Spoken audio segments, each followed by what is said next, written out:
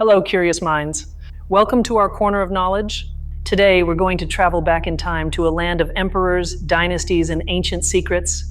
A place where ideas weren't just debated in parlors, but forged empires and defined the destiny of millions of people throughout the centuries. I want you to ask yourself a question. What if I told you that a debate that happened over 2.5 millennia ago between two Chinese thinkers might be defining, right now, your most important decisions about success, power, and even your own happiness? Sounds incredible, but stick with me. Because today we're not talking about boring history. We're going to unlock the hidden code behind Chinese power, a duel of intellectual titans that shaped a civilization. The ultimate battle between order and freedom, between Confucius and Laozi. A battle that, unbeknownst to you, is fought within you every single day. Before we dive in, I wanted to mention something about the visuals you're seeing. To bring this narration to life, I've used artificial intelligence tools to generate the images. So think of them as a canvas, a way to illustrate the ideas and the atmosphere of what I'm telling you. They won't always be an exact or literal representation, but rather a visual accompaniment to let your imagination soar with me. I truly hope you enjoy it. To understand this battle, we first need to journey to an era of chaos. Imagine China in the 5th century BCE during the period known as the Warring States. There wasn't a single empire, but rather a mosaic of states in perpetual war. Treachery was the norm and violence was commonplace. Harmony seemed like a lost dream. Amidst this disorder, a pivotal figure emerges, a man with an almost divine mission to restore the lost order. His name was Confucius, whom we in the West know as Confucius. He wasn't a king or a general, he was a teacher, a counselor who believed he held the cure for a sick society. Confucius observed the chaos, and his diagnosis was clear. People had forgotten their place in the world. They had lost respect for tradition, for their ancestors, and for each other. His solution was a kind of social engineering based on virtue and hierarchy, a master plan to rebuild civilization from its foundations. The core of his thought rested on 2 pillars. The first is Ren, which we can translate as humanity or benevolence. For Confucius, it's the quality that makes us truly human, the capacity to feel empathy and act with kindness towards others, to treat others as we would like to be treated. Think of Ren as the moral software we should all have installed. It's the foundation of a functional society. Without that fundamental compassion, according to Confucius, any system, no matter how well designed, is doomed to collapse into selfishness and cruelty. It's the universal golden rule. The second pillar is Li, translated as ritual or propriety, but it's not just about empty ceremonies. Lai is the set of social norms, rules of etiquette, traditions, and roles that guide our behavior in every situation. It's the map that tells us how to act correctly. If Ren is the internal software, Lai is the external interface. From how a son should speak to his father to how a minister should address his prince. For Confucius, these rituals weren't oppressive. On the contrary, they were the language of harmony. They were the choreography that allowed society to dance in perfect order. In summary, Confucius's proposal was clear. To fix the world, you must first fix the state. To fix the state, you must fix the family. And to fix the family, you must first cultivate yourself through education, respect, and rituals. A perfect order from micro to macro. His influence was so monumental that his teachings, compiled in texts like the Analects, became the foundation of the Chinese educational and governmental system for over 2,000 years. He shaped the minds of generations of officials, scholars, and emperors. Confucius, with his ideas, built the backbone of an empire. Now, while Confucius traveled from court to court trying to pitch his vision of a perfectly ordered world, there was another, almost subterranean current of thought embodied by a much more enigmatic and mysterious figure. A man known as Laozi, which literally means the old master. Legend has it that Laozi was an archivist in the imperial library, a man who, fed up with the corruption and folly of human politics, decided to abandon civilization and ride west, never to be seen again. He was the antithesis of Confucius. He didn't seek to reform the world, he sought to escape it. But before he disappeared, a border guard is said to have begged him to write down his wisdom. The result was a brief, poetic, and profound text, barely 5,000 characters long, known as the Tao Te Ching, a book that offers a vision of the universe and man's place within it, radically opposed to Confucius's. For Laozi, the problem wasn't that people had forgotten the rules. The problem was that there were too many rules. All of humanity's attempts to control, name, legislate, and order the world were only creating more suffering and more chaos. The solution wasn't more control, but less. Laozi's central concept is the Tao, which translates as the way or the path. But it's not a path that can be drawn on a map. The Tao is the natural, spontaneous flow of the universe, the invisible force that guides the movement of stars, the growth of trees, and the course of rivers. It is the ultimate reality. Laozi tells us that wisdom isn't about imposing our will upon the world, but about aligning ourselves with the Tao. Instead of fighting against the current, we must learn to flow with it. The greatest strength isn't found in the rigidity of the oak, but in the flexibility of the bamboo that bends with the wind, yet never breaks. From this comes the idea of wu wei, often translated as non-action. But it doesn't mean doing nothing. It means effortless action or spontaneous action. It's acting in perfect harmony with the Tao, without forcing things. It's the kind of genius you see in an athlete at their peak, who seems to exert no effort. While Confucius would hand you a 1,000-page manual on how to build the perfect raft to cross the river, Laozi would simply invite you to observe the current, to feel it, and to let the river itself carry you to the other bank. Two completely distinct logics for facing the same challenges of life. So here we have the great duel. On one side, Confucius, the social architect, who tells us, cultivate yourself, study, follow the rules, honor your elders, and fulfill your duty. Order and conscious effort will lead you to your own perfection and that of society. It's the path of structure and responsibility. And on the other side, Laozi, the mystic of nature, who whispers, relax, empty your mind, forget your ambitions, stop trying to control everything.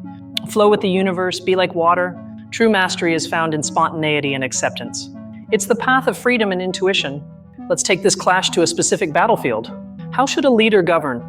For Confucius, the ideal ruler is a virtuous sage, a moral role model for his people. He must actively govern through just laws, education, and above all, by setting an impeccable personal example. The Confucian leader is like a meticulous gardener who tends to each plant, prunes it, fertilizes it, and ensures it grows straight and strong. His goal is to create a society as harmonious and well-structured as a perfectly designed imperial garden. Control and intervention are key to the common good. Laozi would laugh at this idea. For him, the best ruler is one whose people barely know he exists. He governs so subtly, so in tune with the Tao, that things simply sort themselves out. The more laws and prohibitions there are, the poorer the people become.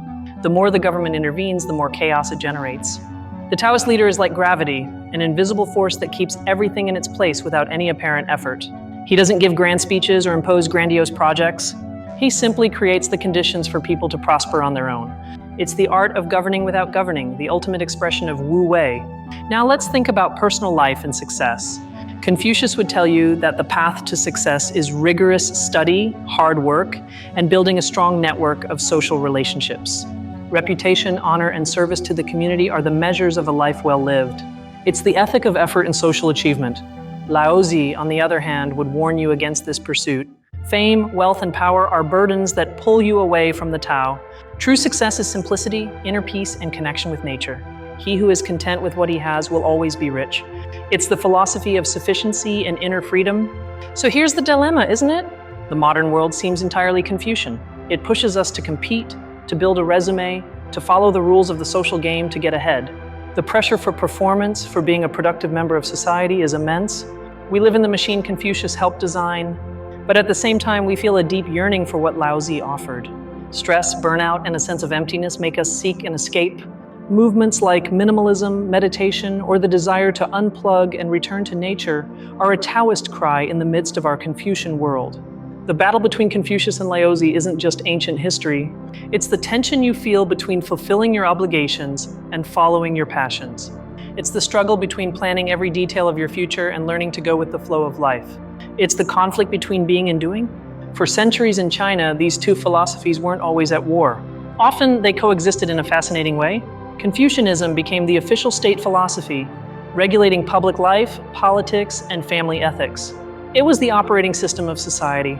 However, Taoism became the refuge of the individual. It was the philosophy of private life, of art, of poetry, and of the relationship with nature. A scholar could be a strict Confucian official by day and by night retreat to his garden to paint mountains and write Taoist poems. This duality is perhaps the greatest secret of Chinese wisdom. It's not about choosing a side. It's not about whether Confucius or Laozi was right. It's about understanding that both represent two poles of the same reality, two complementary forces. Like day and night, the sun and the moon, this is where the big twist comes in, the revelation that changes everything. True mastery isn't about being purely Confucian or purely Taoist. The genius of Chinese culture was learning to integrate both. using Confucius's tools to navigate the social world and Laozi's to navigate the inner world. The wisest emperor wasn't the one who only applied law and order, but the one who understood when to do nothing and let things take their natural course. The greatest artist wasn't just the one who mastered technique, but the one who allowed the Tao to flow through their brush. It's the dynamic balance. Think about your own life. You need Confucian structure. You need discipline to learn a skill. You need rules for a business to function. You need commitments to maintain a relationship. Ignoring order and responsibility is a recipe for failure and chaos. But you also desperately need Taoist wisdom. You need to know when to stop forcing a solution, when to accept what you can't change, when to take a break so you don't burn out, and when to trust your intuition instead of overthinking everything. Ignoring flow and freedom is a recipe for unhappiness. True wisdom, the true art of governing your own life, lies in knowing how to dance between these two poles. Knowing when to be Confucius and when to be Laozi, when to strive and when to let go, when to build structures and when to dissolve them. It's the ultimate lesson of this millennia-old duel. Confucius's legacy lives on in the emphasis on education, respect for family, and the importance of social cohesion that we see in many East Asian cultures. His vision of a meritocratic society where the most capable govern was revolutionary and remains a powerful ideal worldwide. Meanwhile, Laozi's legacy is universal and timeless. It resonates in Zen philosophy and martial arts like Tai Chi, which teaches to overcome force with softness, and in modern psychology, which speaks to us of the importance of flow and living in the present moment. His wisdom is a balm for the stressed soul. In the end, these two old masters didn't offer us a set of answers, but a map of fundamental questions. How do we balance our individual needs with those of the collective? How do we find harmony in an inherently chaotic world? How do we live a full and purposeful life? The next time you feel overwhelmed by your responsibilities, listen to the voice of Laozi whispering to you to breathe and flow. And the next time you need the strength to overcome a challenge, invoke the spirit of Confucius, who reminds you of the power of discipline and perseverance. Because they are not enemies. They are your two best counselors, the two guides bequeathed to you by one of the world's oldest civilizations to help you navigate the incredible and complex adventure of being human. The secret isn't to choose one. The secret is to know when to listen to each. Confucian order can be seen as a structure, a skeleton that gives shape to society. It provides stability and predictability. Without this skeleton, society would collapse into a chaos of individual selfishness, a war of all against all, which was precisely what Confucius wanted to avoid at all costs. But a skeleton alone is rigid and lifeless. It needs the flow of the Tao to move, to breathe. Taoism is like the circulatory system, the vital energy that flows through the structure, giving it flexibility, adaptability, and the capacity to heal. Without this flow, the structure becomes a brittle prison. Let's consider education. A purely Confucian approach could lead to rote memorization and blind obedience, creating students who are excellent at following instructions, but poor at innovation. The structure is there, but the creative spark might have been extinguished in the process. A purely Taoist approach to education might be too unstructured, leaving students without the fundamental skills and discipline needed to function in the world. They might be free and creative, perhaps, but incapable of building anything lasting or collaborating effectively on complex projects. The ideal system, therefore, is one that integrates both. It provides a solid foundation of knowledge and discipline in the Confucian style, but also fosters curiosity, play, and spontaneous exploration in the Taoist style. It teaches the rules of the game, but also when and how to break them creatively. This same logic applies to business leadership. The Confucian leader creates clear hierarchies, efficient processes, and performance metrics. They ensure the train runs on time. This is essential for scaling an organization and ensuring the quality and reliability of its products or services. On the other hand, the Taoist leader fosters a culture of trust, autonomy, and experimentation. They don't micromanage. They create a safe environment where employees feel empowered to take initiative and find novel solutions. This is the engine of innovation and agility, the ability to adapt to a changing market. The truly successful long-term company is one that has both types of leadership. It has the Confucian structure to be efficient and the Taoist freedom to be innovative. It knows when to follow the plan and when to leave room for magic and the unexpected. It's a delicate yet incredibly powerful balance. It's fascinating how these two worldviews are also reflected in aesthetics and art. Confucian art values symmetry, order, and moral clarity. Think of imperial architecture, ritual bronze vessels, or paintings depicting acts of filial piety. Its purpose is to reinforce social order. Taoist art, in contrast, values asymmetry, spontaneity, and empty space. Chinese landscape painting, for example, often shows vast expanses of mist and mountains where humanity is just a tiny figure. The goal isn't to dominate nature, but to show harmony with it. In calligraphy, a Confucian master might seek technical perfection in every stroke. A Taoist master would seek to capture the energy of the moment, the spontaneity of kuai or life force flowing through the brush. One is control, the other is liberation. Both at their highest expression are forms of genius. Even in our relationship with ourselves, the dual persists. The Confucian voice in your head is the one that tells you you must improve, that you have to be disciplined, that you must meet the expectations of your family and society. It's your superego, your social conscience, your sense of duty. The Taoist voice, on the other hand, is the one that invites you to accept yourself as you are, with your imperfections. It's the one that reminds you that you don't have to prove anything to anyone. It's the one that encourages you to listen to your body, to rest when you're tired, and to play when you need joy.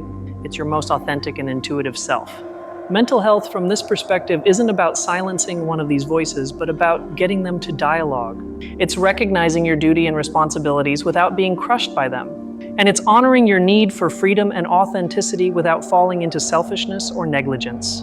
It's being a responsible citizen and a free soul at the same time. It's important to note that these philosophies didn't emerge in a vacuum. They were direct responses to a profound crisis.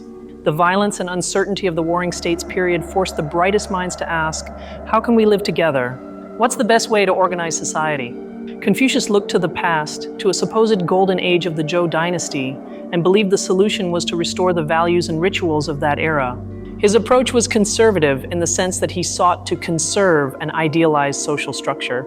He was a reformer who looked backward to move forward. Laozi, for his part, looked beyond human society towards nature and the cosmos. His vision was much more radical. He didn't seek to reform human institutions, but to transcend them. He suggested that the problem was civilization itself and its alienation from the natural state, from the Tao. This difference in approach is crucial. Confucianism is fundamentally a political and social philosophy. Its main concern is the human world. Taoism is, in essence, a spiritual and metaphysical philosophy. Its ultimate concern is the individual's relationship with the universe. One deals with the marketplace, the other with the solitary mountain. And although they are often presented as opposites, Chinese history intertwined them. Emperors who publicly promoted Confucianism to maintain order privately practiced Taoist techniques of longevity and meditation to manage the immense stress of governing. They needed Confucius for their empire and Laozi for their soul. This pragmatism is perhaps the deepest lesson. Instead of rigid ideological purity, Chinese culture has often shown an astonishing ability to take what works from different thought systems and combine it, a kind of philosophical syncretism that seeks efficacy above all else. So, what can we take from all of this for our own 21st century, an era also full of chaos, rapid change, and uncertainty? The first lesson is the importance of self-knowledge. What is your natural inclination? Are you more Confucius or more Laozi? Knowing your own operating system is the first step. If you naturally lean towards order and structure, perhaps you need to invite a bit of wu-wei into your life. Learn to let go of control, to be more spontaneous, to allow yourself not to have a plan for everything. Your growth lies in embracing a little of the creative chaos you so fear. If, on the contrary, you are a free spirit who flows with life, perhaps your challenge is to integrate a bit of Confucian structure. Learn the discipline of finishing what you start, of honoring your commitments even when you don't feel like it, of building something solid and lasting. Your growth lies in giving form to your freedom. The second lesson is contextual. There isn't a single correct answer for all situations. There are moments for meticulous planning and moments for improvisation. There are problems solved with more effort and problems solved with less effort. Wisdom is knowing how to distinguish. For example, when launching a rocket into space, you need to be 100% Confucian. Every calculation must be perfect, every procedure followed to the letter. But when writing a poem or composing a song, you need to be 100% Taoist. You must let inspiration flow without forcing it. Most life situations, however, are not so extreme. They lie somewhere in the middle, requiring a mix of both approaches. Raising a child, for instance, requires setting clear rules and boundaries, but also giving them the freedom to explore and make their own mistakes. The beauty of this framework of thought is that it frees us from the tyranny of either or. You don't have to be a ruthless executive or a disconnected hermit. You can be both.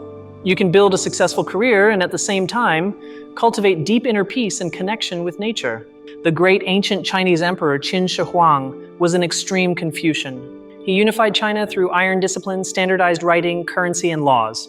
He created order from chaos, but his dynasty was brutal, oppressive, and collapsed shortly after his death. Structure without flow broke. On the other hand, a purely Taoist society without any structure would likely never have built great engineering works, nor developed the complex systems needed to sustain a large population. It would be peaceful, perhaps, but also stagnant and impotent. Flow without structure dissipates. The most successful and enduring dynasties, like the Han or the Tang, were those that found a balance. They used Confucian systems to administer the empire, but allowed Taoism and Buddhism to flourish, providing a spiritual and creative outlet for the populace and for themselves. Thus, the duel between Confucius and Laozi is resolved not with the victory of one over the other, but in their synthesis, in the understanding that they are the two wings a bird needs to fly. With only one wing, you can only fly in circles. With both, you can soar through the skies. This principle of balance, known in China as yin and yang, is perhaps the most important cultural export of this civilization. The idea that seemingly opposite forces are actually interdependent and complementary. Darkness defines light, chaos defines order, freedom defines structure. Confucius teaches us how to build our ship, how to ensure it's strong, reliable, and capable of taking us to our destination. He gives us the tools, the blueprints, and the discipline to be good builders. His wisdom is that of engineering, of doing. Laozi, for his part, teaches us how to navigate. He teaches us to read the wind, the stars, and the currents. He tells us that we cannot control the ocean, but we can adjust our sails. His wisdom is that of the captain, of being in harmony with the forces you don't control. You need both to complete the journey. A perfectly built ship that doesn't know how to navigate will crash against the rocks. And the world's best navigator won't get anywhere if their ship sinks. The integration of these two wisdoms is the true art of living. In conclusion, the ancient debate between Confucius and Laozi isn't a dusty relic of history. It's a living dialogue that resonates at the heart of our modern dilemmas. It offers us a sophisticated language to talk about the eternal balance between the structure that gives us security and the freedom that gives us life.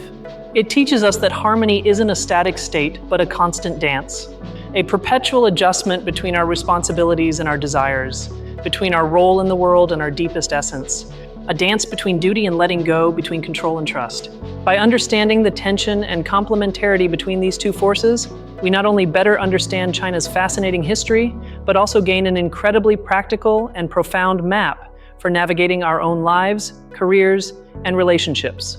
I hope this journey into the heart of Chinese thought has been as revealing for you as it has been for me. It's proof that the deepest ideas have no expiration date, and that sometimes to find the path to the future, we must look closely at the wisdom of the past. True power doesn't lie in choosing between Confucius's order or Laozi's freedom. It lies in the wisdom to know when to apply each, creating a life that is both solid as a mountain and fluid as a river. Thank you so much for joining me on this intellectual journey and for allowing me to share these ideas with you. Your curiosity is the energy that drives this channel, and I'm deeply grateful for it. Now the question is for you. At this moment in your life, do you feel more drawn to the path of Confucius, that of structure and duty, or to that of Laozi, that of flow and freedom? There are no wrong answers. I'd love to read your thoughts in the comments below. This is a space for dialogue, so share your perspective and let's learn together. The debate that began 2 millennia ago continues now with us.